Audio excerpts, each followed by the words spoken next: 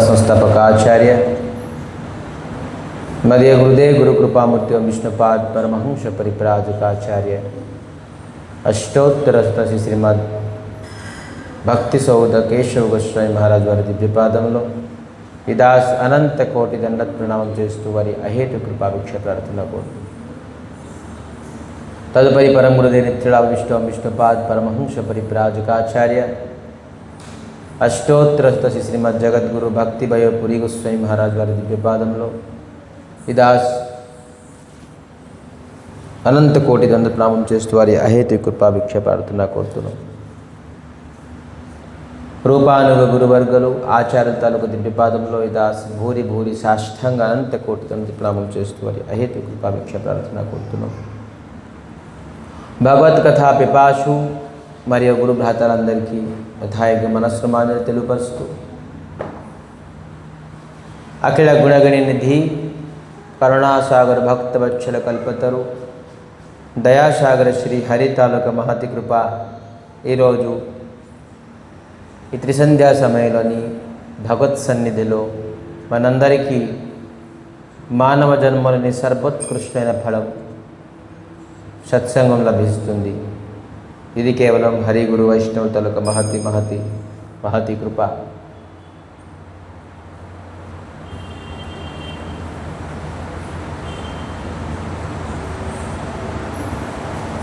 లంకాలోని అనేక మంది దైత్యులు ఉన్నారు. దైత్యులు అంటే రాక్షసులు.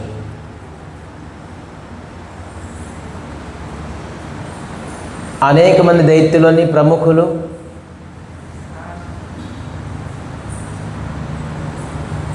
ఒకటి కామానికి ప్రతీకం, ఇంకోటి మోహానికి ప్రతీకం, ఇంకోటి అహంకారానికి ప్రతీకం.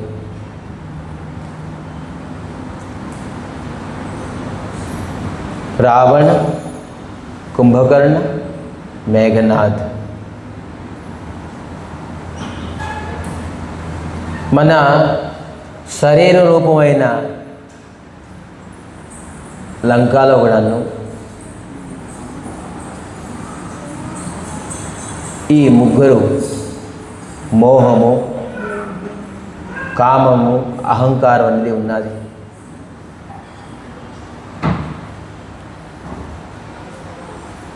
ఇది ఎవరు పోగొడతారు?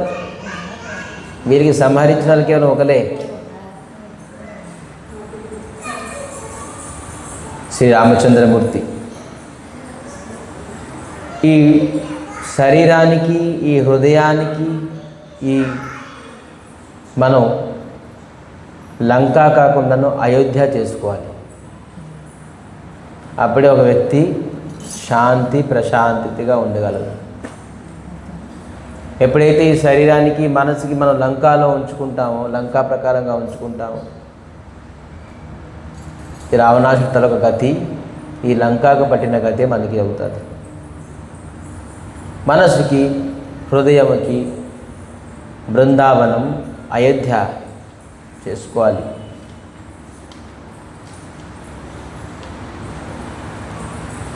ఇక్కడ గమనించాలి, ఇవేందో రావణాసుడు దేనికి ప్రతీకం? మోహానికి. కుంభకర్ణుడు అహంకారానికి. మరి మేఘనాథ్ కామానికి ప్రతీకం. ఇవేందో కామము, మోహము, అహంకారం ఉన్నా కూడాను ఆ చోట్ల రాముడు వచ్చారు లేదు, వస్తారు. కానీ అటువంటి లంకా ప్రదేశంలో కూడాను సువేల్ పర్వతంలోని ఆంజనేయ స్వామి ఇది ఎక్కడ ఉండాలి? సువేల్ పర్వతం ఒకటే లంకాలోని ఉత్తమమైన స్థానం. ఎక్కడైతే ఫలాలు, కందమూలాలు అన్నీ పరిపూర్ణంగా ఉంటుంది. అక్కడ ఎవరు కూడాను నిశాచరులు ఎవరు ఉండరు. అటువంటి ప్రదేశము లంకాలో కూడా ఉన్నది, రాముడు ఉండే ప్రదేశం. ఇవేందో లంకాలోని మోహము, అహంకారము, కామము, మరి అనేక దైత్యులు ఉండే చోట అయినా సరే రాముడికి లైక్ అయ్యే చోటు, రాముడికి ఉండే చోటు అనేది ఒకటి ఉండేది. అది ఏంటి? సువేల్ పర్వతం. ఇవేందో మనలోని అహంకారం, కామము, మోహము ఉన్నా కూడాను సుబేల్ పర్వతం లాంటి ఒక స్థానం మన హృదయంలోని, మన మనసులోని, మన శరీరంలో ఉండాలి. అది ఏంటి? మనసు. ఒకవేళ శ్రీరామచంద్రమూర్తికి పొందుదాం అని మనసు ఉంటే చాలు,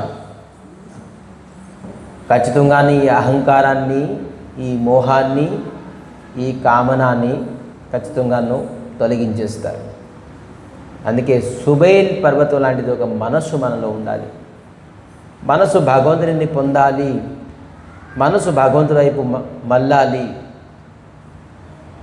లేకపోతే ఎప్పటికీ కూడాను శ్రీరామచంద్రమూర్తి మన శరీరంలో ఉన్న రావణాసుడిని, కుంభకర్ణుని, మేఘనాథుని పోగొట్టలేరు.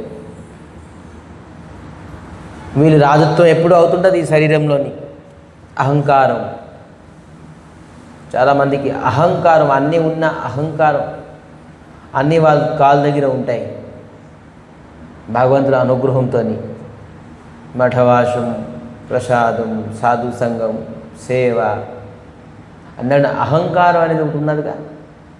అహంకారం అనేది ఉండలేదు.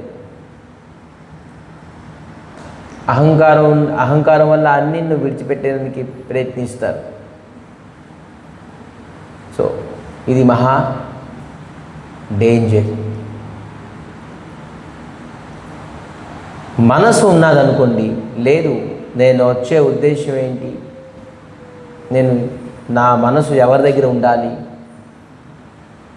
అనేది ఎప్పుడైతే మనం అనుకుంటామో అప్పుడు ఖచ్చితంగా రాముడు వస్తారు మనసులో.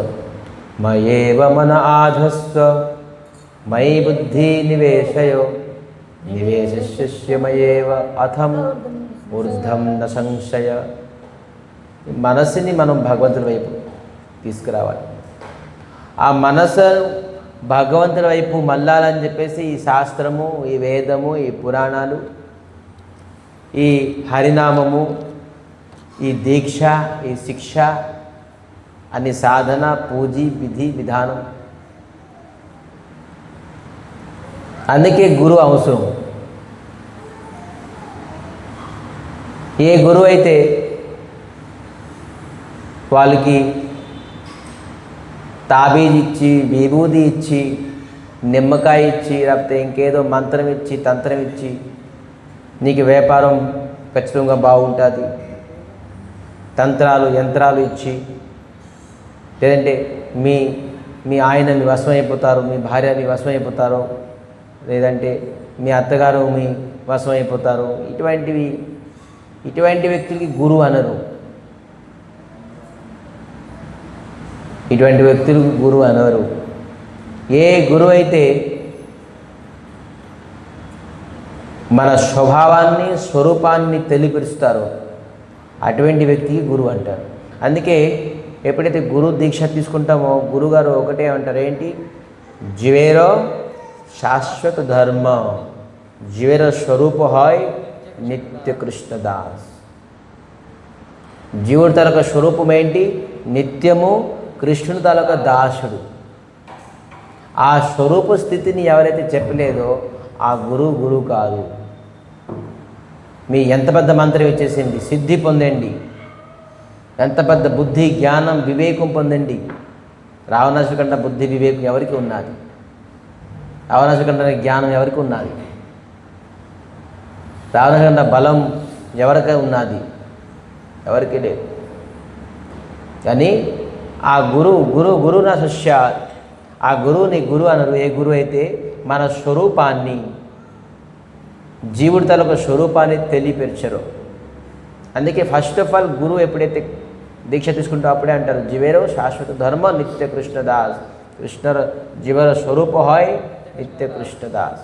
మన స్వరూపం తెలియపరుచుకుంటారు. అందుకే నువ్వు నిత్య కృష్ణదాసుడు కాబట్టి నువ్వు ఏం చెయ్యాలి? అటువంటి వ్యక్తికి సద్గురు. అందుకే గురువు, అందుకే శాస్త్రం, అందుకే వేదం, అందుకే పురాణం, అందుకే ఈ హరినామం, అందుకే ఈ సత్సంగం. ఎలాగా ఈ మనసు రాముణ్ణి కోరుకుంటుంది. ఎంత ప్రయత్నించడం మనసు ఎంత చంచలం. చంచలం హి మనో కృష్ణ ప్రమాథి బలభద్రుడం అర్జునుడు అంటున్నారు. ఈ మనసు చాలా చంచలమైనది, ప్రమాథి, ఇది చాలా ప్రమాదకరమైనది. బలభద్రుడం, ఇది మహాబలమైనది. ఇది ఎక్కడ ఉన్నది కనబడకుండా ఉంది. దీనికి 6 ప్యాక్స్ ఉన్నాయా, ఫ్యామిలీ ప్యాక్స్ ఉన్నది ఏమి తెలియకుండా ఉంది. కానీ ఇది బలమైనది. దీనికి ఏం అస్త్రం ఉన్నది, దీనికి ఏం శస్త్రం ఉన్నది తెలియదు. దీనికి ఎవరు యుద్ధం నేర్పించారో తెలియదు. అది బలభద్రుడం. అటుపక్క ఎంత పెద్ద అక్షయుని సైన్యం ఉన్నవాడని అర్జునుడు జడలేదు. కానీ తను ఏమంటారు, మనసుకి జడుస్తున్నారు. మహాప్రమాదమైనది మనసు, చాలా ప్రమాదమైనది, మహాబలవంతమైనది అంట. తస్య అహం నిగ్రహం వాయురువ సుదుష్కరం. దానికి నేను నిగ్రహం చేయాలంటే నేను ప్రవహించిన వాయువుని కూడా నిగ్రహం చేసే శక్తి నా ధనుర్బాణం ఉన్నది. కానీ ఈ మనసుని నేను నిగ్రహం చేసుకోలేకపోతున్నాను. కృష్ణాది మీరు దీనికి ఏది సొల్యూషన్ ఇస్తారో చెప్పండి. భగవంతుడు ఒక మంచి శ్లోకం, దాని వెంటనే ఆన్సర్ ఇచ్చారు. ప్రభుపాదులాగా ఎలాగ క్వశ్చన్ అలాగా ఆన్సర్ ఇచ్చారు. అసంశయం మహాబాహో, సంశయం వద్దు, నేను చెప్పిన దానికి నువ్వు సంశయం చేయక చెప్పండి. అసంశయం మహాబాహో మన దుర్నిగ్రహించడం, మనసు ఖచ్చితంగాను స్థిరం అవుతుంది. అభ్యాసం చేయని కౌంతేయో, మీరు నిరంతరంగా అభ్యాసం చేయండి. ఏ విధానంగా, ఏ అస్త్రంతో అభ్యాసం చేస్తూ, ఏ సాధనంతో? వైరాగ్యేణ చ గృహ్యతే. దీనికి నిరంతరంగా వైరాగ్య రూపమైన అస్త్రంతో, శస్త్రంతో, నామంతో, మంత్రంతో మీరు దీనికి అభ్యాసం చేయాలి. వైరాగ్య రూపం. ఈ వైరాగ్య విద్య నిజభక్తి యోగం. ఈ వైరాగ్యం అనేది ఏంటి? ఇది మన చైతన్య మహాపురుషుల ఫిలాసఫీ. ఎవరైతే తెలుసుకుంటారో దీనికి వైరాగ్యం వాళ్ళు తెలుసుకోగలరు. వాస్తవమైన వైరాగ్యం కేవలం మహాపురుషులకు సాంప్రదాయం ఉన్న వ్యక్తులే తెలుసుకోగలరు. వైరాగ్యం ఏంటి? గురుగారు అంటారేంటి వైరాగ్యం అంటే ఏంటి? విశేష అనురాగం వైరాగ్యం. ఎవరైతే భగవంతుడి పైన విశేష అనురాగం, కృష్ణుడి పైన అనురాగం ఉంటుంది, వాళ్ళు వైరాగ్యం. ఊరికినే గెడ్డాలు, మేషాలు, కాషాయ వస్త్రం వేసుకొని ఈ తిండి మాని, ఆ తిండి మాని, ఇలా చేయాలి, అలా చేయాలి, వైరాగ్యం. ఇది వైరాగ్యం కాదు. ఎప్పుడైతే మనకి విశేషమైన అనురాగం భగవంతుడి పైన ఉంటుందో ఆటోమేటిక్గా అదే వైరాగ్యం.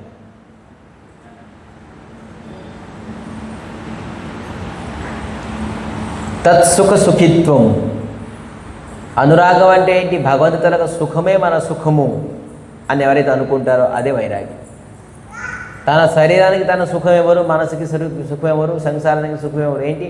భగవంతుడికి సుఖం ఇద్దామని ఎవరైతే అనుకుంటారో తత్సుఖ సుఖిత్వం, అదే మహావైరాగ్యం. మన వైరాగ్యం గురించి, మన తనక సుఖం గురించి ఆలోచించుకుంటాను, భగవంతుడి సుఖం గురించి ఆలోచించిన వ్యక్తి అదే వైరాగ్యం. భగవంతుడికి ఇది వేసుకుంటే, ఇది తింటే, ఈ ప్రకారంగా ఉంటే, ఈ ప్రకారంగా నామం చేస్తే, ఈ ప్రకారంగా కథ వింటే, ఈ ప్రకారంగా లెగుస్తే, ఈ విధంగా పడుకుంటే భగవంతుడికి ఇష్టం అని ఎవరైతే తెలుసుకుంటారో అదే పెద్ద వైరాగ్యం. భగవంతుడి ఇష్టమే మన ఇష్టం అయిపోవాలి.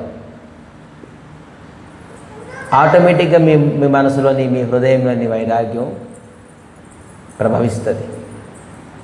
సో విధానంగాను రామచంద్రమూర్తి ఆ సువేల్ పర్వతంలోని ఉన్నారు. అకస్మాత్తుగా ఒక మేఘాలు గర్జనం చేసినట్టుగా, మెరుపులు, మేఘాలు గర్జన, భయంకరమైన వజ్రవర్షం వచ్చినట్టుగా శబ్దాలు వస్తున్నాయి. కానీ చూస్తే వర్షం పడుకుంటుంది. ఆకాశం పైన చూస్తే చక్కగా చంద్రుడు ఉన్నారు, మేఘాలు ఏమి లేవు. అడుగుతున్నారు బిభీషణ్, ఎందుకంటే లోకల్ పర్సన్ కదా, చంటిగఢ్ లోకల్. సో విభీషణుడు లోకల్ పర్సన్. ఈ లోకల్ పర్సన్ అడుగుతున్నారు, బాబు ఏంటి ఇది మీ లంకలోని మేఘాలు లేవు కానీ ఉరుములు మెరుపులు, వర్షం లేదు, ఈ వర్షం లాంటి ఈ శబ్దాలేంటి, వజ్రవర్షంలో శబ్దాలేంటి అని అడగడంతో విభీషణుడు చెప్తున్నారు, స్వామి ఇది మేఘం కాదు, వర్షం కాదు, ఉరుములు కాదు, మెరుపు కాదు, ఏంటి ఇది ఈ లంకలోని అన్నిటికంట టాప్ మోస్ట్ పర్వతం,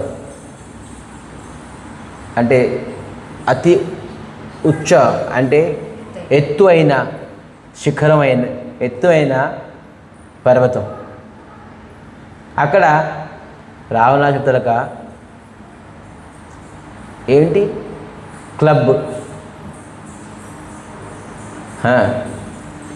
అక్కడ క్లబ్ చేసి ఉన్నారు. అక్కడ రంగశాల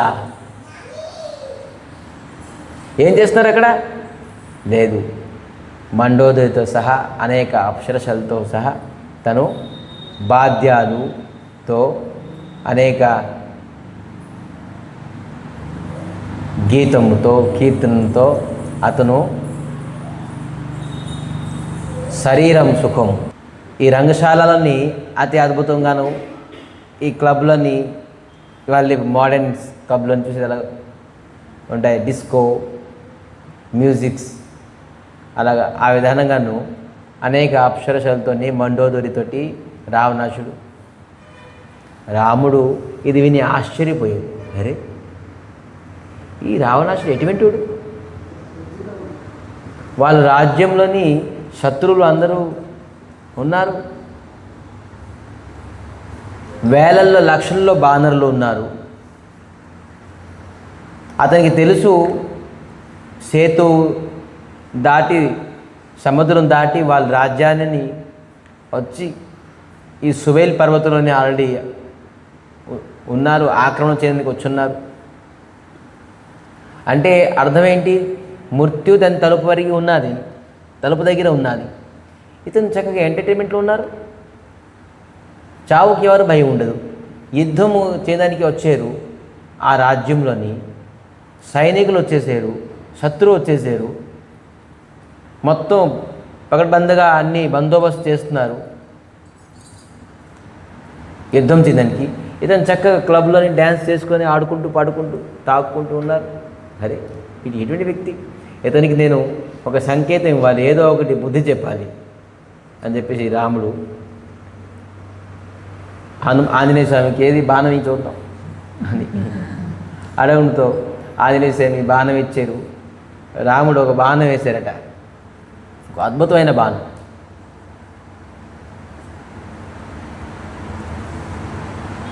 ఈ విభీషణుడు చెప్తున్నారు తెలుసా, ఈ రంగశాలకి వర్ణిస్తున్నారు. ఏదైతే మీకు మబ్బులా కనబడుతుందే ఇది రావణాసుడు తాలూకా ఛత్రం. అచ్చా, ఏదైతే మీకు మెరుపులాగా కనబడుతుందే ఇది మండోదరి తాలూకా కంకణం, కర్ణకుండలం. ఎంత విలువైన డైమండ్స్ అంటారు, వజ్రం, మణి. అక్కడ నృత్యం చేస్తుంటే ఇక్కడ మెరుపులాగా వస్తుందంటే చూడండి అది ఎంత విలువైనది ఈ కర్ణకుండలం. మళ్ళీ మృదంగాలు, బాధ్యాలు ఇవన్నీ తగులుతున్నాయి, ఇవన్నీతో శబ్దాలు, ఇవన్నీ సరే అని చెప్పేసి అన్నీ ఏదైతే వైభవం ఉన్నదో అన్ని దొంగ వస్తువులే, ఇతనే సంపాదించింది ఏమీ లేదు. ఆ కుండడం కూడా దొంగలాడిన వస్తువే. ఈ ఛత్రి, ఈ కిరీటాలు అన్నీ, ఈ పుష్పక వాహనం ఇవన్నీ దొంగలని. ఎక్కడ ఏది బాగుంటుందో అది చూసుకొని కనులేస్తాడు, అది పట్టుకొని రావడమే అతని పని. ఇతని సంపాదించింది ఇతనికి ఏమి ఇది లేదు. ప్రపంచంలోని ఏ వస్తువు బాగుంది, మంచిగా ఉన్నది, ఆ వస్తువు పైన దృష్టి వేయడం రావణాసుడి తాలూకా ఉక్తి. అందుకే మనం మొబైల్ చూసి అడ్వర్టైజ్మెంట్ ఏ వస్తువు బాగుంది దానిపైన మోహం అవుతున్నాం కాదే రావణాసుడు ఉన్నాడు లోని. ఈ వస్తువు ఇంట్లో అంటే బాగుండు, నా శరీరం ఉండే బాగుండు, నాకు ఇది కావాలి, ఇది సంపాదిస్తాను, ఈ కారు, ఈ ఫోను, ఈ ఫ్రిడ్జు, ఈ టీవీ, ఇంట్లో మజాకి ఎలాగా, ఇంట్లో ఇవన్నీ ఇలాగా అన్నీ ఇవన్నీ మొబైల్స్ చూసే కదా మోహం. అందుకే రావణాసుడు ఉన్నాడు మన మనసులో. అందుకే మోహం పోగొట్టుకోవాలని చెప్పేసి చెప్తున్నారు. ఇది లంక కాకుండాను ఏమవ్వాలి, అయోధ్య అవ్వాలి అని అంటున్నారు. అందుకే మొబైల్ అనేది అతి పెద్ద ప్రపంచము. ఈ ప్రపంచం చూసేసి ఏ వస్తువుపైన మోహం కలుగుతుంది. పాపం రావణాసుడు తిరుగుతూ ఏ వస్తువు అతనికి మంచిగా కనిపించిందో విన్నాడో అప్పుడు వెళ్ళి తీసుకొచ్చేవాడు. మనతో ప్రత్యేకంగా చూస్తున్నాం ఇదిలో మొబైల్లో పక్కన ఉండి, అది ఎక్కడో వినేవాడు, వెళ్తూ చూసేవాడు, అప్పుడు తీసుకొచ్చేవాడు. కానీ మనకి పక్కన అన్ని ఇయర్ ఫోన్స్తోనే మనం అన్ని వింటున్నాం, చూస్తున్నాం లైవ్లో అని మొత్తం అన్ని ఈ వస్తువులు ఆ వస్తువులు అని. ఎంత పెద్ద రావణాసుడు ఉన్నాడు చూడండి మనలో. అందుకే మోహం పోవాలి అంటే ఇది కష్టం. ఈ ఆసక్తి అన్నితో వస్తువులు ఈ విధానంగా దొంగలాడించి ఒకరి చేతిలో లాగి తీసుకురావడం తప్ప ఇతనికి దగ్గర ఏమీ లేదు. రామచంద్రమూర్తి బాణవాడికి ఒక బాణం కొట్టారట, ఒక బాణం వేశారట. ఇటువంటి అద్భుతమైన బాణం. ఆ బాణం ఎప్పుడు వెళ్ళింది, ఎక్కడ వెళ్ళింది, ఏం చేసింది, మళ్ళీ వచ్చి తిరిగి మళ్ళీ రాముడి చేతిలోని వెనకాతలో ఉండిపోయింది. విదిన్ ఫ్రాక్షన్ ఆఫ్ సెకండ్లోని ఇవన్నీ చేసి ఏం చేసింది ఈ బాణం అంటే మొత్తం ఈ 10 తలకాయలోని కిరీటాలన్నీ పడగొట్టేసింది రావణాసుడి తలక. ఈ ధ్వజ ఏదైతే ఉన్న మబ్బులా కనబడుతుంది ఆ ధ్వజాన్ని పడగొట్టేసింది. చెవులు ఏ ప్రకారంగా గాయం లేకుండా కుండలం కోసేసింది, కింద పడిపోయింది కుండలం. మరి సురాపానం ఉండేది కదా, ఈ గ్లాస్ కూడా పడేసింది. మొత్తం చేసుకొని వెంటనే బాణం వెళ్ళిపోయింది తిరిగి. చూసేటప్పటికి సభలోని ఆ రంగమంచులోని ఈ భంగం అయిపోయింది. అరే ఏంటయింది, ఒకటేసారి అకస్మాత్తుగాను కిరీటాలు పడిపోయి, కుండలం పడిపోయింది, ఈ ధ్వజ పడిపోయింది. ఇవన్నీ ఆశ్చర్యమైపోయారు. కొంతసేపు రావణాసుడు భయపడ్డాడు. భయపడ్డాడు. ఈ మందు గ్లాసు కూడా పడిపోయింది కిందలించి, చేతిలించి. ఏంటయింది అసలు తెలియలేదు ఏమైందని చెప్పేసి. మళ్ళీ లెగిసి ఇవన్నీ అమంగళం కాదు, అరే దశానన్న తలగా శిరస్సు కింద పడినా కూడా అమంగళం కాదు, అదే వీరం. ఈ కిరీటం పడిపోతే ఏమైంది, తలకాయ పడినా కూడాను ఏం అమంగళం అవ్వలేదు. ఈ తలగా కిరీటం పడితే ఏం అమంగళం చూసారా. వినాశకాలే విపరీత బుద్ధి. అతనికి ఎంత అమంగళమైన ప్రతీకం సంకేతం ఇచ్చినా కూడాను దగ్గరికి వచ్చేసింది శత్రువు.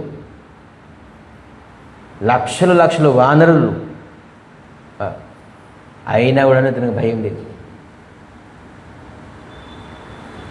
మోహగ్రస్తమైన వ్యక్తి పరిస్థితి ఇదే, రావణాసురుడి పరిస్థితి. మృత్యు దగ్గరికి వచ్చిన వారికి కూడాను వాడు ఆస్తి, అంతస్తు, బిజినెస్, బంగారము, నా మనవుళ్ళు, మన మనవరాలు, వైడూర్యాలు, కొడుకు, కూతురు, పెళ్ళి, ఆస్తి, భూమి, బ్యాంకు, స్కూళ్ళు, కాలేజీలు. మృత్యు పక్కకు వచ్చేస్తుంది, రోజుకి దగ్గరికి వస్తుంది, తలుపు దగ్గరికి ఉన్నది. ఈ మోహం ఇంకా పోకుంటుంది మనకి. మళ్ళీ ఏమంటాడు, హే ఇదేంటి, రోజుకి మనకు మృత్యు అని ఒక పాము రోజుకి మింగేస్తుంది. అయినా కూడా మనం భయపడకూడదు. ఎంత మోహంలో ఉన్నా మనం తెలుసుకోలేకపోతున్నాం. ఇంకా ఎవరు ఉన్నారా అందరూ సమయం అయిపోతే వాళ్ళ నాటకం సమాప్తి చేసి వెళ్ళిపోతున్నారు, మనకు తెలుసు. అయినా కూడా మనం ఉండిపోదాం పొమ్మనింటిగా అని ఒక ఆశ, అలాగ ఉండిపోతాం. సమయం వస్తే మనం ఖచ్చితంగా వెళ్ళిపోవాల్సిందే. రావణాసుడు సత్యగులత పురుషుడు, మామూలుడు కాదు. అయినా కూడా అతనికి మోహం ఉన్నది. మృత్యు పక్కనకు వచ్చింది. ఎవరికి పళ్ళు ఊడిపోతుంది, ఎవరికి పండిపోతుంది, ఎవరికి చేతులు కాలు పడిపోతుంది, వీక్ అయిపోతారు. అయినా కూడా వాళ్ళు ఇంకా బతికిద్దాం, ఇంకా ఏదో మోహం ఇండికేషన్స్ ఇస్తారు అందరూ. అయినా కూడాను వాళ్ళకి ఈ మోహగ్రస్తమైన వ్యక్తులు మృత్యు పక్కకు వచ్చినా కూడాను వాళ్ళు తెలుసుకోలేరు. మండోదరి వెళ్ళి మళ్ళీ చెప్తున్నారు,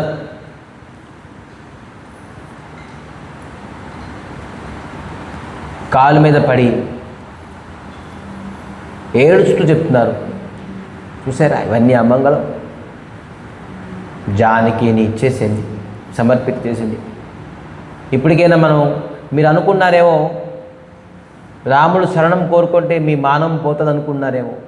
లేదు, మీ మానం ఇంకా పెరిగిపోతుంది. జగత్తులోని రావణాసుడు భగవంతుడిని సమర్పణ అయిపోయారు చెప్పేసి మీ మానం ఇంకా పెరిగిపోతుంది. అసహాయ పరిస్థితుల్లోని భగవంతుడి దగ్గరికి వచ్చేమని మానం పోతుంది అనుకున్నారేమో. లేదు, దశాదిశలో మీ తాలూకా ఖ్యాతి ఇంకా పెరిగిపోతుంది. వాస్తవంగా భగవంతుడి సమర్పణం అయిపోయిన తర్వాత దాని తాలూకా ఖ్యాతి విఖ్యాతి ఇంకా పెరిగిపోతుంది. అతనికి ఎంత ఆస్తి అంతస్తులు మాన సన్మానం పదవి ఏది ఉన్నా కూడాను భగవంతుడి దగ్గర సమర్పితం అయితే ఏదైతే మానం సన్మానం వస్తుందో అది ఇంక ఎక్కడ రాదు. ఎంత పెద్ద ఉద్యోగం, ఎంత పెద్ద పదవి, ఎంత పెద్ద ఆస్తి అంతస్తు ఉన్నా కూడా భగవంతుడితో సమర్పితం అవ్వడంలోనే చాలా పెద్ద ఖ్యాతి. సో విధానంగాను దశానన కొద్దిగా భయపడ్డారు. అయినా కూడాను సభకి వెళ్ళిపోయారు. హే ఏమైంది చూద్దామని. సభ అంటే ఏంటి? మళ్ళీ మీటింగ్ చేయడం తప్ప ఆ మీటింగ్లో ఏ ప్రకారం ఎవరి మాట వినలేదు. ఏం చెప్పినా కూడా మళ్ళీ సభకి వెళ్ళిపోయారు. మంత్రి మండలి పిలిచారు, ఏం చేద్దామని. అవతల పక్క రామచంద్రమూర్తి జాంబవంతుకు అడుగుతున్నారు, ఏం చేద్దాం. ఇప్పుడు మనం దశాననకి ఎంత ప్రకారంగానూ ఏమంటారు దానికి ఇండికేషన్స్ ఇచ్చినా కూడాను, సూచన ఇచ్చినా కూడాను వాడు తెలుసుకోలేకపోతున్నా. అందుకే ఇతను మోహానికి ప్రతీకం అంటున్నారు. మోహం ఎవరైతే అయిపోయారో వాళ్ళకి ఏ ప్రకారంగా చెప్పినా కూడా వాళ్ళు ఏ ప్రకారే ఇవన్నీ విడిచిపెట్టేసింది.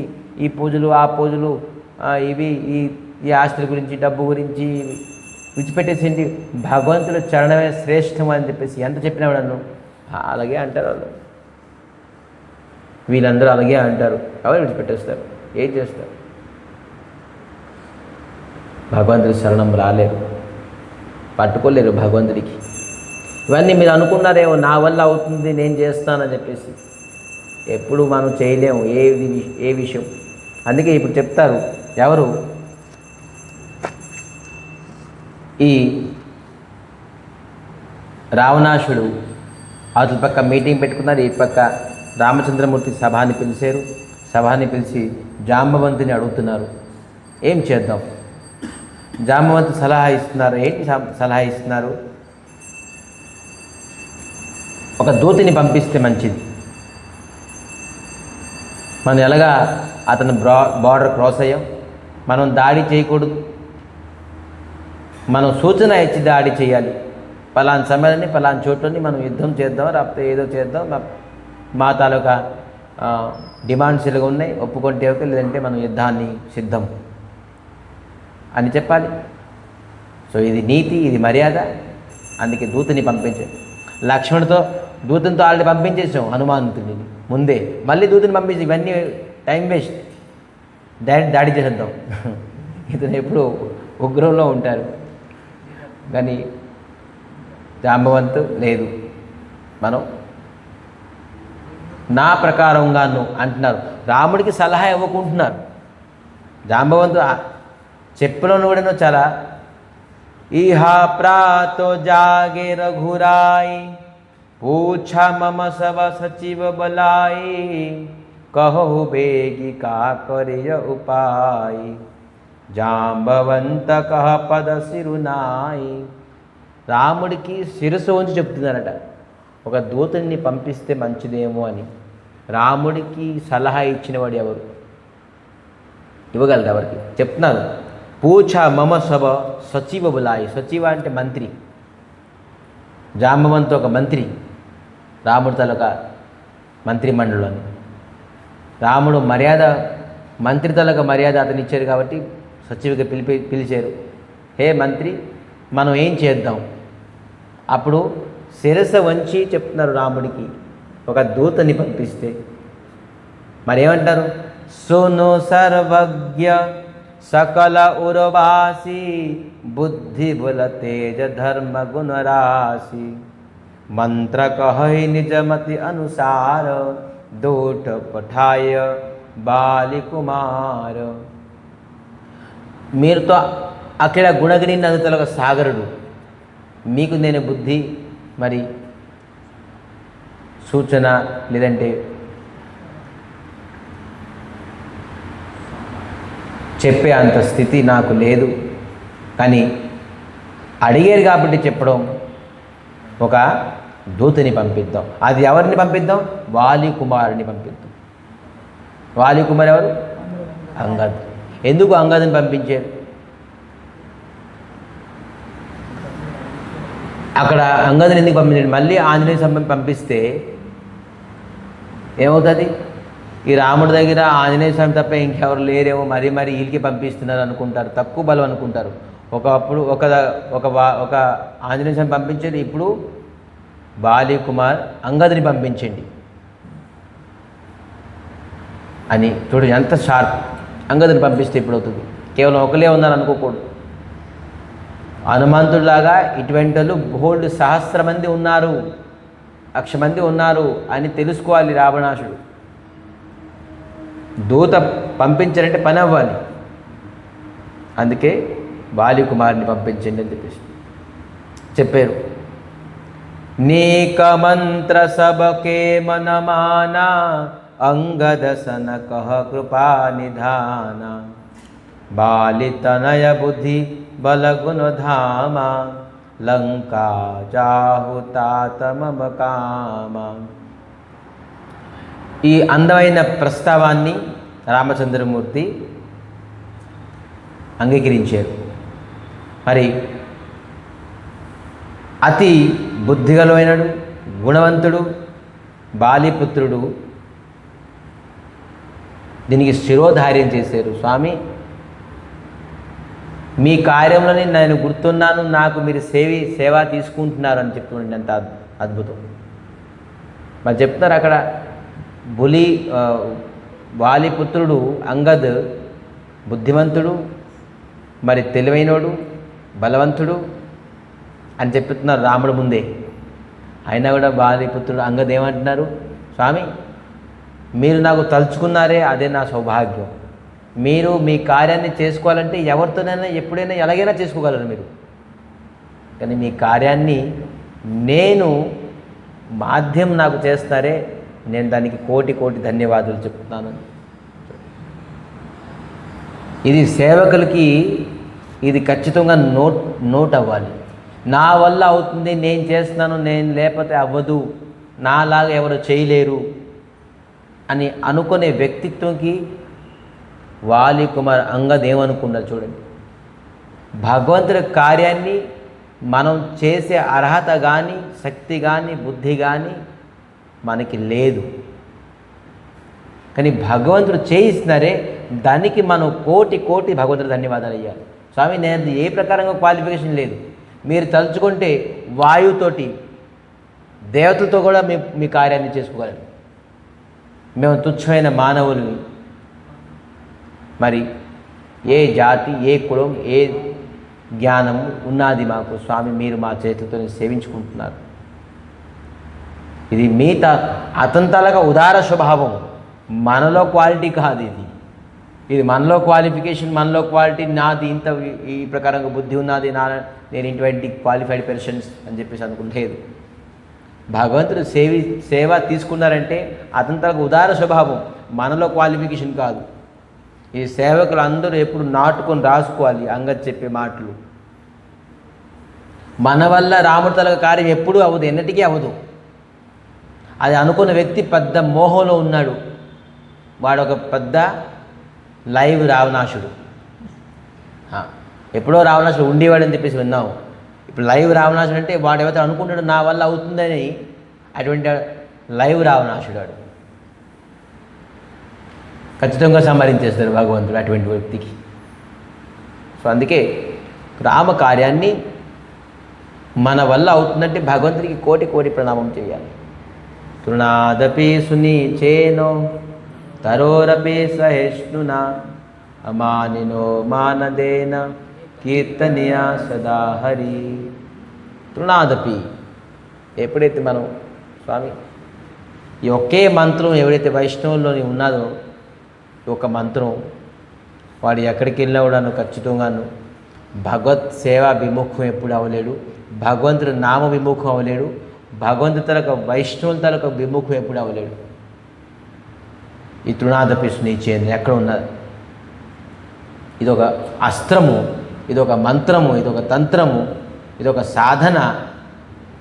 ఎవరి దగ్గర ఉన్నదో వాడు విజయాన్ని పొందుతాడు ఎక్కడైనా, ఎక్కడికి వెళ్ళినా కూడా. అందుకే వేదం, పురాణం, శాస్త్రం, ఇతిహాసం, మహాభారతం, అష్టోదశ పురాణం, నీతి శాస్త్రం అన్నీ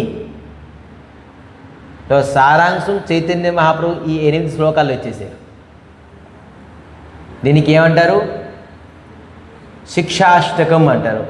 చైతన్య మహాప్రభు శిక్షాష్టకం. అందుకే మనం ప్రతిరోజు మంగళారతికి పాడతాం. ఇవన్నీ వేదంలోని మొత్తం సారాంశం 8 శ్లోకాల్లో వచ్చేసాయి. ఈ 8 శ్లోకాలు ఎవరైతే తెలుసుకున్నారో మొత్తం వేదం, శాస్త్రం, పురాణం తెలుసుకున్నట్టుగా. శాస్త్రం తరగ సారం భాగవతం, భగవద్గీత అంటారు. దాంట్లోని స్వామి చెప్పింది 545 శ్లోకాలు. పైకి వెళ్ళి చూస్తే వీళ్ళు 545 శ్లోకాలా అని చెప్పేసి అందరూ ఆశ్చర్యపోయి ఎవరే పట్టుకుంటారు. ఈ కలియుగంలో 45 శ్లోకాలు బైహెట్ చేయడానికి పొరపాటు అయిపోతుంది. 545. అందుకే మహాప్రభు చెప్పేది లేదు, ఈజియెస్ట్ మెథడ్ ఓన్లీ 8. కృష్ణాష్టమి అష్టమి రోజు పుట్టాను కాబట్టి నేను చైతన్య మహాప్రభు వచ్చి ఓన్లీ 8 శ్లోకాలే ఇస్తాను, 8 శ్లోకాలు ఇస్తాను. మొత్తం వేదం, పురాణం, శాస్త్రం అని ఎవరైతే ఈ చైతన్య మహాప్రభులకు శిక్షాష్టకం ప్రతిరోజు చదువుతారో వాళ్ళు వేదం, పురాణం, శాస్త్రం అని చదివినట్టు ఫలితం వస్తుంది. అందుకే రోజు వైష్ణవులు చదువుతారు ఈ శిక్షాష్టకం. అందుకే అది శ్రద్ధాపూర్వకంగా చదవాలి. ఏదో చదువుతున్నారు అని చెప్పేసి చాలామంది సేవకి వెళ్ళిపోతారు, చాలామంది కిందకి వెళ్ళిపోతారు పెద్ద పని ఉన్నట్టు. ఏం పని ఉండదు. పని 2 నిమిషాలు శిక్షాష్టకం, ఎంత 2 నిమిషాలు 4 నిమిషాలు శిక్షాష్టకం పని. పాఠగీతం చదివేస్తున్నాం మనం. పాఠగీతం ఎన్ని అష్టకాలు చదువుతుంటాం, ఎన్ని గీతం చేస్తుంటాం. కానీ బ్రహ్మచారి ఇప్పుడు బిజీ అయిపోయి 8 శ్లోకాలు చదవడానికి కూడా సమయం లేదు వాళ్ళకి. ఎవరు అక్కడికి పోతున్నారు, అక్కడికి కిందకి వెళ్ళిపోతున్నారు, పైకి వెళ్ళిపోతున్నారు, సైడ్కి వెళ్ళిపోతున్నారు. సో మహాప్రభులకు అష్టకం ఏంటి? శిక్షాష్టకం అట్లీస్ట్ చదువుతాం. చాలామంది గీత కూడా 100 శ్లోకాలు కూడా వచ్చు వాళ్ళకి. కానీ అష్టకం చదవడం టైం అవ్వకూడదు. శిక్షాష్టకం సమయం లేదు, తలుపేసేస్తారు పూజారులు. సో ఈ ప్రకారంగాను చెప్తున్నారు. అంగద్ ఎంత దైన్యతతో, అద్భుతం. అంగద్ ఏమైంది? బాణాల బాణాలు అయితే ఏమైంది? అద్భుతమైన ప్రభు ఆజ్ఞాధరి శీర్ష చరణ బంది అంగద ఉఠే సయగుణ సాగర ఈశ రామ కృపా జో పర కరో. శిరోధార్యం చేసుకొని అఖిల గుణగడి నిధి తాలూకా సాగరుడు శ్రీ రామచంద్రమూర్తి నాకు సేవకు పంపించారని చెప్పేసి చెప్తూ స్వయం సిద్ధ సబ కాజో నాథమహి ఆదర దియహు అస విచారి కుబరాజతను పులకిత హరసిత హ్యో చెప్తున్నారు. స్వయం సిద్ధ సబ కాజో. ఈ శబ్దానికి మర్మం తెలుసుకోండి. స్వయం సిద్ధో, భగవంతుని యొక్క ప్రతి కార్యం స్వయం సిద్ధం. స్వయం సిద్ధం అంటే ఏంటి? ఎవరు చేయడం అవసరం లేదు. అతని కార్యము ఆటోమేటిక్గా అది అయిపోతుంది. తలుచుకుంటే కేవలం ఊహించుకొని తలుచుకొని సంకల్పం మాత్రం మొత్తం బ్రహ్మాండాన్ని సృష్టించేశారు. మీరేం కార్యం చేస్తారు అతని ముందు? స్వయం సిద్ధ అంటారు. స్వయం సిద్ధ సబ కాజనాథ. హే నాథ, మీ కార్యం అన్నీ స్వయం సిద్ధి. ఎవరు చేయడానికి అవసరం లేదు. ఎవరు మాధ్యము హెల్ప్ ఉంటే చేస్తాం. సిమెంట్ తీసుకురండి, ఇసుక తీసుకురండి, కలుపుతాం, ఇవన్నీ సేతు కడదాం, మెషిన్లు తీసుకురండి, రాయిలు తీసుకొద్దాం, క్రెయిన్లు తీసుకురండి, మొత్తం అంత ఇవన్నీ అవసరం లేదు. No dependent. భగవంతుడి కార్యం ఏ ప్రకారం ఎవరికి డిపెండ్ కాదు. Fully independent. అయినా ఏం చెప్తున్నారు? పులకిత హరసిత హ్యోహు. నేను శ్రద్ధాపూర్వకంగాను పులకితం అయిపోతే స్వామి నన్ను ఎన్నుకున్నారు దూతులుగా. భగవంతుడు నన్ను ఎన్నుకున్నారు దాసుడుగా. భగవంతుడు నన్ను ఎన్నుకున్నారు. కోటి జన్మలు, ఎన్నిసార్లు జన్మలు నాకు దాసుడిగా నువ్వు ఎన్నుకున్నారు. అతనికి శృంగారం చేసేస్తున్నావు, అతనికి ఆరతి ఇచ్చేస్తున్నావు, అతనికి ప్రసాదం పెట్టేస్తున్నావు, అతనికి ధూపం దీపం నైవేద్యం, అతని ముందు నృత్యం చేసేస్తున్నావు, అతనికి కీర్తన చేసేస్తున్నావు, అతని తన గుణగణాలను కీర్తించేస్తున్నావు. ఈ దాసుడిని అంత సౌభాగ్యం.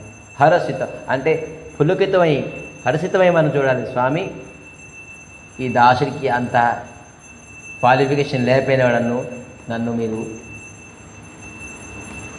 ఈ సౌభాగ్యం ఇచ్చారే, దాని గురించి. ఎప్పుడు ఇది వస్తుంది? ఎప్పుడు రావణాసుడు పోతేగా ఈ బుద్ధి వస్తుంది. చూడండి ఎంత ఇండికేషన్స్ ఇచ్చారు. మొత్తం ఒక బాణంతో కుండలం పోయింది, ధ్వజ పోయింది, శిరస్సు పైన కిరీటాలు పోయి, అయినా కూడా అతను బుద్ధి రాలేదు. ఒక్క బాణంలో ఎంత పవర్ అంటే రాముడి తల బాణం తల పవర్ తెలిసిపోయింది. ఇప్పుడు నేను అట్లీస్ట్ మండోదరి మళ్ళీ చెప్తుంది, బాబు ఇప్పుడైనా వెళ్ళిపోతాం మనం. మళ్ళీ సభని పిలిపించింది మీటింగ్. దూత వెళ్తున్నారు.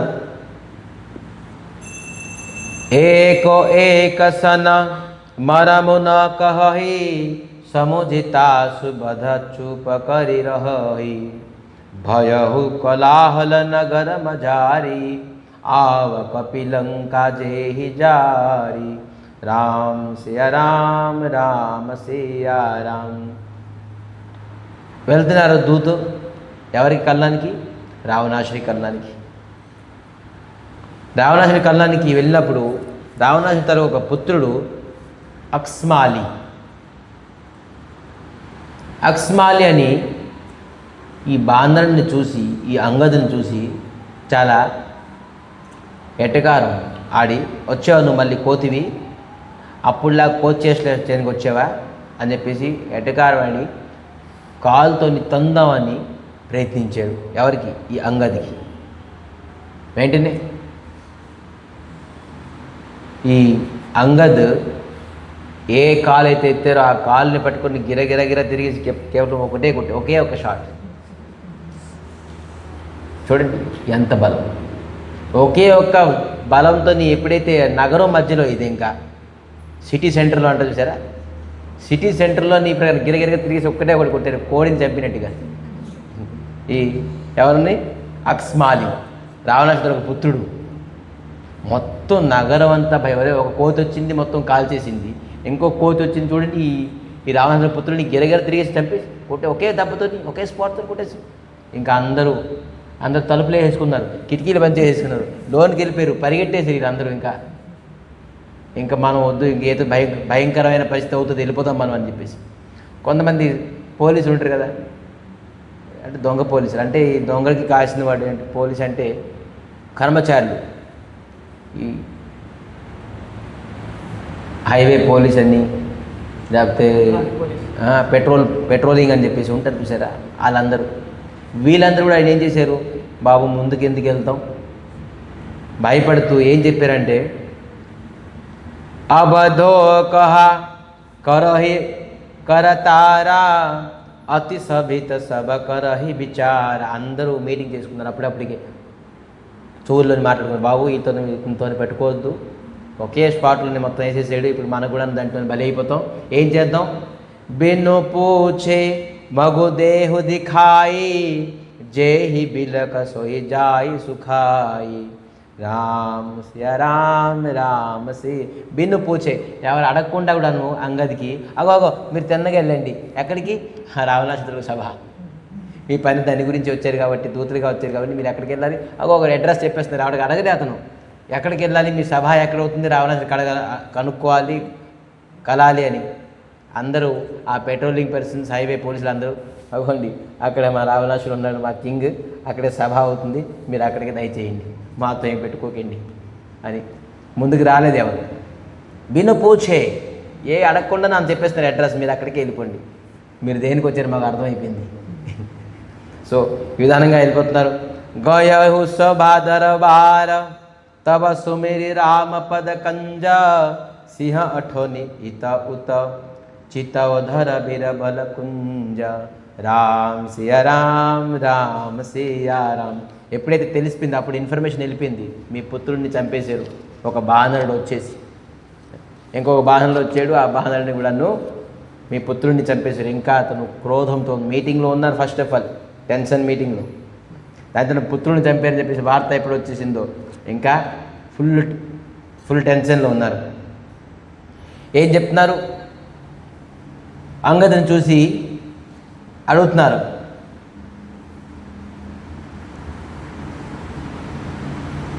ఎవరు నువ్వు, ఈ బాణరుడు వచ్చావు నువ్వు ఎవరు, పుత్రుడివి అని చెప్పి చెప్పడంతో, కహ దశకంద కవనతే బందర అడుగుతున్నారు. దశకంద అంటే రావణాసుడు, కవనతే బందర నువ్వు ఈ కోతివి ఎవరివి చెప్తున్నారు. మే రఘువీర దూత దశకందర, హే దశకందర నేను రఘువీర్ తరగ దూతుడిని అనే ఆన్సర్. ఒక్కొక్క ఆన్సర్ ఇచ్చినట్టు బీపీ రైజ్ అయిపోతుంది అటువంటి ఆన్సర్. ఇలాగా ముందు దూతను పంపించారు, స్వామి ప్రభు మీరు చక్కగా వినండి, సీతాదేవిని అప్పచెప్పేసేయండి అని చెప్పేసి చెప్పారు. ఎవరు? అతను మరి ఆ సంత్, అతను సాధు గురువు, అందరికీ వినయపూర్వకంగా చెప్తారు, ఏం క్రోధం చేయలేదు. వెనకట్ల తోకకి అంటించారు కానీ ఎగిరేరు, కానీ అతనే ఎవరికి ఏం యుద్ధం చేయలేదు, ఏం చేయలేదు. చక్కగా ఏ విధానంగా రావణాసుడికి రాజు దూతగా ఏ విధంగా వెళ్ళారు ఆ విధానంగా వెళ్ళారు. అతను తనకు మర్యాదని అతను తీసుకుని వచ్చారు. కానీ ఇతను ఇప్పుడు మామూలు దూత కాదు. ఒక ఆన్సర్కి ఇంకొక ఆన్సర్, తలకు తిరిగిపోయిన ఆన్సర్ ఇస్తున్నారు. ఏంటి? నామజనక హిత హిరోహి మితాయి అవహిత కర ఆయోహి భాయి అడుగుతున్నారు రావణాసుడు ఈ అంగదికి, నువ్వు ఎవరు, ఈ కోతివి అంటున్నారు. నేను రఘువీర్ తలక దూతుణ్ణి. మీ తండ్రి పేరేంటి అని చెప్పి చెప్తున్నారు. మీ తండ్రి పేరేంటి, మీ తండ్రి పేరేంటి అడుగు చెప్పు అని మళ్ళీ రివర్స్ క్వశ్చన్. రావణాసుడు బ్రహ్మ తాలూకా పుత్రుడు పులస్తరుషి తాలూకా పుత్రుడు ఏంటి అశ్వశ్రవ తలక పుత్రుడిని నేను, విశ్వశ్రవ పుత్రుడిని నేను రావణాసుడిని. అంగది కూడా చెప్పారు, నా తండ్రి వాలి తరగ పుత్రుడు. అరే నువ్వు ఈ వాలి తరగ పుత్రుడువా అని అంటారు. అవును, ఈ వాలి తరగ పుత్రుడిని. మరి విచిత్రంగా ఈ వాలి మరి రావణాసురుల సంవాదం 16 శ్లోకాలతో ఉన్నది. ఒక్కొక్క ఆన్సర్ ఇచ్చారు, తల తిరిగిపోయింది ఒక్కొక్కరికి. మన రావణాసుడికి వాలి, అంగద్, మరి రావణాసుడు వాళ్ళతో చనిపోయారు. అయితే అడుగుతున్నారు, వాలిపుత్రుడువా? అచ్చా నువ్వు వాలిపుత్రుడువా? తెలుసుండే మీ నాన్నగారు ఎలాగున్నారు, తెలుసు చనిపోయారని చెప్పేసి కావాలని అడుగుతున్నారు. మీ నాన్నగారు ఎలాగున్నారు? చాలా చక్కగా ఆన్సర్ ఇచ్చారు. ఏంటి అద్భుతమైన ఆన్సర్. అబ కహు కుశల వాలి కహి అహోహి బిహసి బచన తబ అంగద కహి. అంగద్ చెప్తున్నారు ఏంటి, దిన దశ గయ బాలి పహి జాయి బుజేహు కుశల సఖ ఉరలాయి. ఇంకో 10 రోజులు వెయిట్ చేయి, ఒక 10 రోజులు వెయిట్ చేయి, నువ్వు డైరెక్ట్గా వాళ్ళతోనే మాట్లాడుతావు. వాళ్ళు అక్కడికి వెళ్ళి నీ కూడా అక్కడ పంపించేస్తారు అని చెప్పేసి ఒక 10 రోజులు వెయిట్ చేయి, నువ్వు అక్కడికి వెళ్ళిపోతా. అయితే వాళ్ళు చనిపోయాడా? అరే మళ్ళీ అంటున్నాడు, ఎవరు? రావణాసుడు. నీకు సిగ్గులేదు? మీ నాన్న చంపారు, అతను దూతగా నువ్వు వచ్చేవా అని ఇక్కడ రాజకీయం ఆరంభించారు. మీ నాన్న చంపినతో వ్యక్తి దగ్గర నువ్వు దూతగా ఉన్నావా, నీకు సిగ్గులేదా అని రాజకీయం ప్రయోగిస్తున్నారు. చెప్తున్నారు అంగద్ చెప్తున్నారు ఏంటి? రామ బిరధ కుశల జసి హోయి, సో సబ తోహి సునా రహి సోయి, సును సఠ భేద నమన తాకే, శ్రీ రఘుబీర హృదయ నహి భాజే. ఎవరు రాముడి గురించి తెలీదో, ఎవరు హృదయంలో రాముడు లేరో అటువంటి వ్యక్తి నీ నీ రాజకీయం తలకు వాక్యాన్ని వింటాడు. నాకు చెప్పగా రాముడి గురించి ఏంటి అని చెప్పేసి వెంటనే ఆన్సర్ చెప్పు. చాలామంది వింటారు, అవును నిజమే కదా, మా తండ్రిని చంపారు, నేను ఆత్మని దూతగా వచ్చానా, రివర్స్గా పనిచేస్తుంది బ్రెయిన్. కానీ ఎవరు హృదయంలో రాముడు ఉంటారో, రాముడు ప్రభావము స్వభావం ఎవరికి తెలుసో వాళ్ళు మైండ్ ఎప్పుడు కూడా స్ట్రైట్ ఫార్వర్డ్గా పనిచేస్తుంది. ఎవరు మైండ్లో అయితే హృదయంలోని స్ట్రైట్ ఫార్వర్డ్ లేరు, రాముడు లేరో, వాళ్ళు ఎప్పుడూ స్ట్రైట్ ఫార్వర్డ్, వాళ్ళ బ్రెయిన్ ఎప్పుడు రివర్స్ గేరే ఉంటుంది, బ్యాక్కే వెళ్తుంటారు. ఎప్పుడు భక్తిలోని ముందుకు హరినామం తీసుకోండి అంటే ఇప్పుడున్న టైం ఉన్నది, సమయం ఉన్నది, ఇంకా కాలం వస్తుంది, ఇంకా ఇది దేనికి ముందు గేర్ వేయలేరు, బ్యాక్ గేరే, అక్కడికి రివర్స్ గేర్లు ఉంటాయి. ఏదైతే భగవంతుడి గురించి ఏదైనా మనం చేయాలి.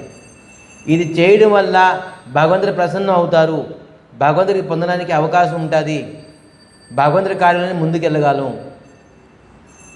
Go head. దీని గురించి ఏం భయపడకూడదు. ఎంత పెద్ద కష్టమైనా నష్టమైనా మనం భరిద్దాం, ఎందుకంటే ఇది భగవంతుడికి దగ్గర అవుతాం, మనం చేయాలి. సో మనం అందుకే రివర్స్ గేర్ చెప్పగానే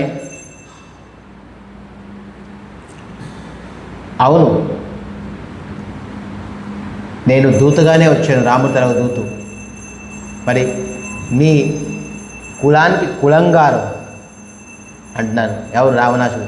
నీ కులానికి ఒక కులంగారం అయ్యా నువ్వు. మీ నాన్న ఎటువంటి వాడు? నువ్వు కులంగారంగా పుట్టేవాడు. అవును నేను ఎటువంటి కులంగారు, నువ్వు అటువంటి కులంగారు.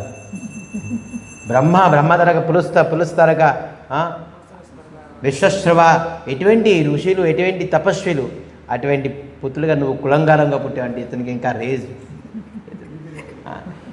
ఏం క్వశ్చన్కి ఏం ఆన్సర్, ఇతను ఏది కూడా విడిచిపెట్టలేదు అంగద్.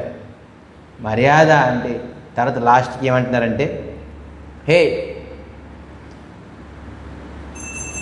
రావణ్, నేను నీతోని ఈ ఆర్గ్యుమెంట్ చెప్పడానికి లేదంటే ప్రతి ఉత్తరం ఇవ్వడానికి నేను రాలేదు.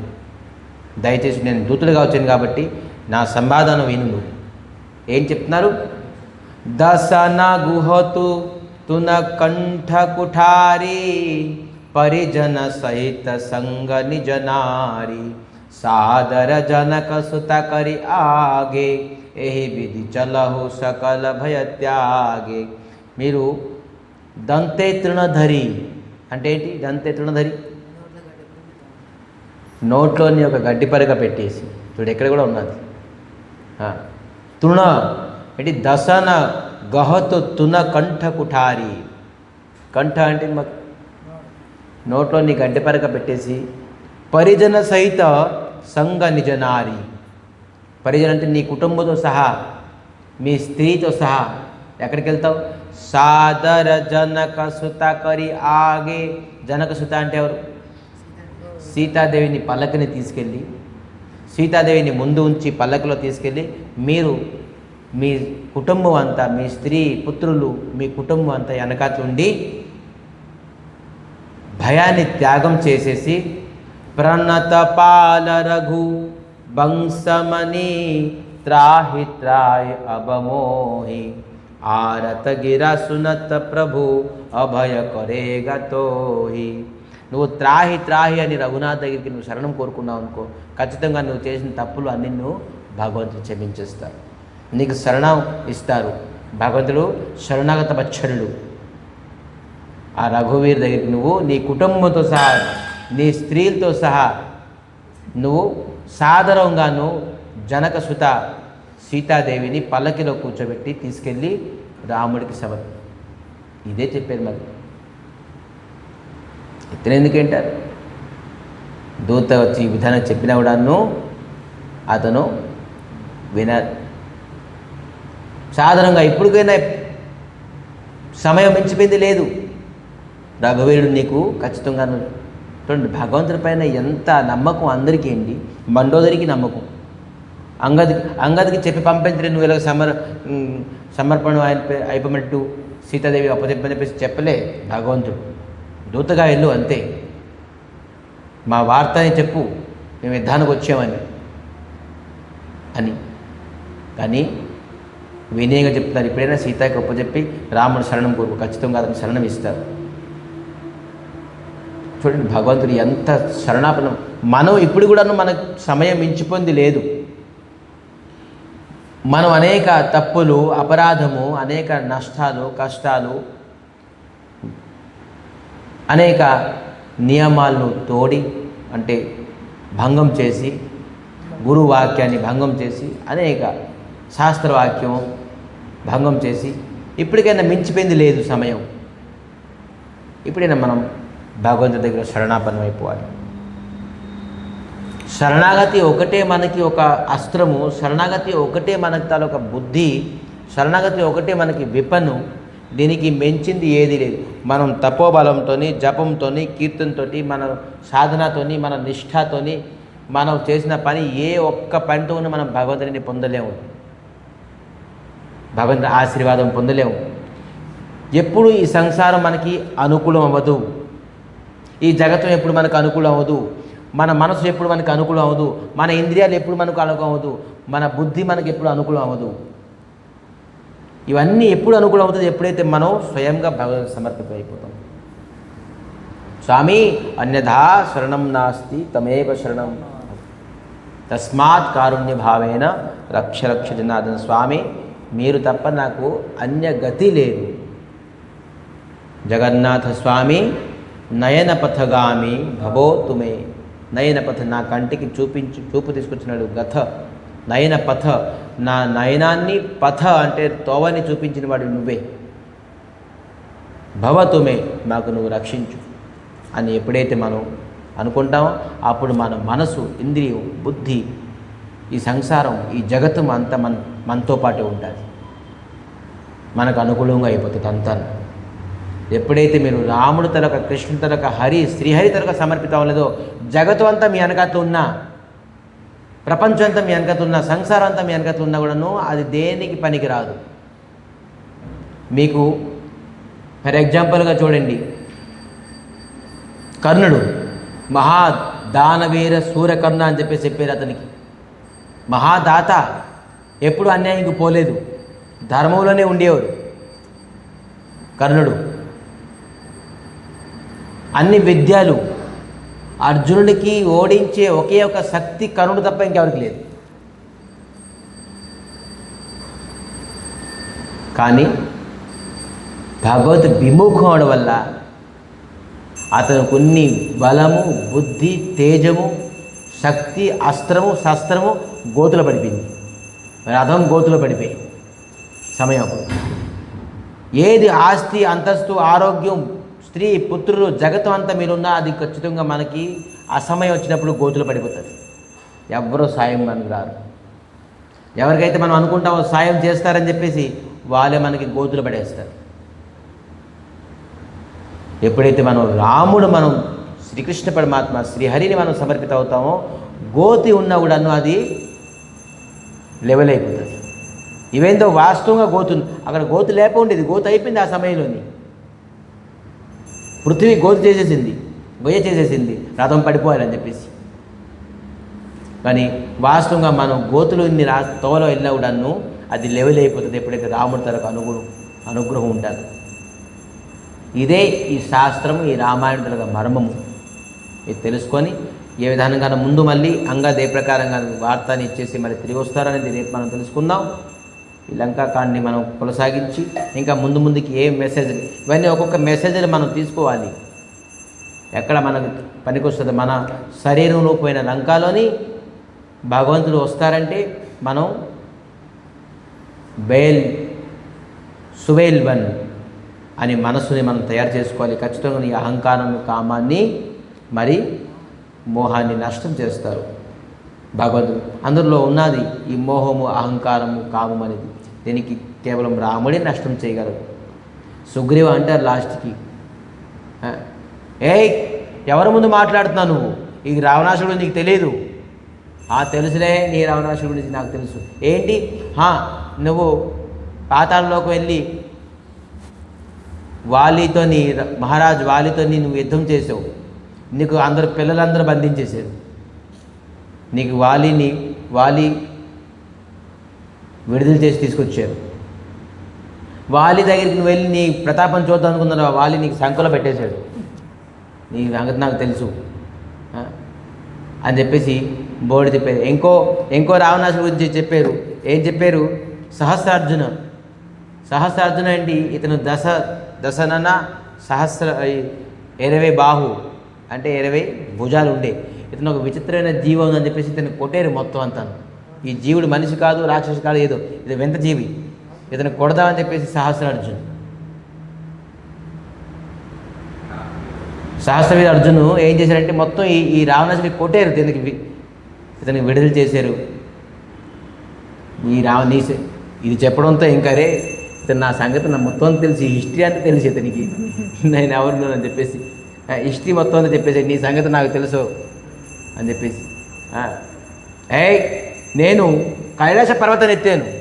తెలుసు అయ్యి ఎలాగెత్తావో, ఎప్పుడైతే ఎత్తుండో నీ ఏళ్ళు లోన్ ఉండిపోయింది, కింద ఉండిపోయింది. అప్పుడు ఏంటి పాడారు? అది డమ్మ డమ్మ డమ్మ అని చెప్పేసి ఏంటి అది పాట? శంకరుణ్ణి స్తుతి చేస్తారు కదా, శంకరుణ్ణి రావణాసుడు స్తుతి చేస్తారు కదా. ఏంటది? ఏం స్తుతి అది? శంకరుణ్ణి స్తుతి చేసి ప్రసన్నం అయిపోతారు కదా మహాదేవులు. ఆ స్తుతి ఉన్నది. ఆ స్తుతి చేయడంతోనే మహాదేవులు నీ చేతులు పోకుండా ఉండాలని చెప్పేసి ఆ పర్వతం తానే ఎత్తుకున్నారు. నీ సంగతి నాకు తెలియదు. దేవతలు మరి గంధర్వులు అందరూ నన్ను చూసి భయపడతారు. నీ చూసి భయపడతారు. నువ్వు కేవలం కొన్ని విద్యలు నేర్చుకొని వాళ్ళకి భయపడుతున్నావేమో. బ్రహ్మ దగ్గర కొన్ని వరాలు పొందుకొని నువ్వు భయపడుతున్నావు వాళ్ళకి. నీకు చూసి ఎవరు భయపడతారు అని చెప్పేసి అన్ని విధాలుగా అతను బ్రెయిన్ బీపీ రైజ్ చేసేసారు మొత్తం అంతా.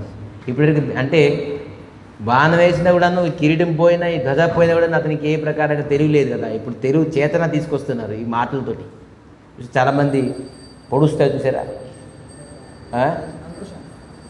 పొడుస్తే కొద్దిగా లెగుస్తాడు. కొంతమంది బద్దకులకి మంగళారతులు నీళ్ళు పోస్తారు, కొద్దిగా తంతారు, కొడతారు. అప్పుడు అతనికి కొద్దిగా మెలుపు వస్తుంది.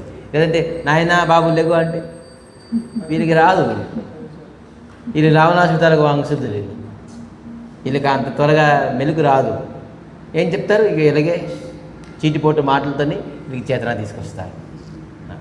సో అందుకే రావణాసుడిలాగా అవ్వకుండాను చక్కగా మనం రామదూతులుగా ఉన్నామనుకోండి, మనం మర్యాదగాను భక్తి చేయొచ్చు. లేదంటే అమర్యాదగా మనం సంహరించబడతాం రాముడి చేతితో. సో ఈ ప్రకారంగాను ఈ కథను ఇక్కడ విరామం చేస్తూ రేపు మళ్ళీ ఏ విధానంగాను సంవాదం అయి యుద్ధం ఎలాగ స్టార్ట్ అవుతుంది, ఏ విధానంగా స్టార్ట్ చేస్తాము అని చెప్పేసి అనేది ప్రారంభమవుతుంది. రేపటి నుంచి లంకాగణంతో యుద్ధము చెప్పుకొని ఇక్కడ కథకి ఇక్కడ విరామం చేస్తూ వంశాకల్పతరు పతితానం పావనేభ్యో విష్ణుభ్యో నమో.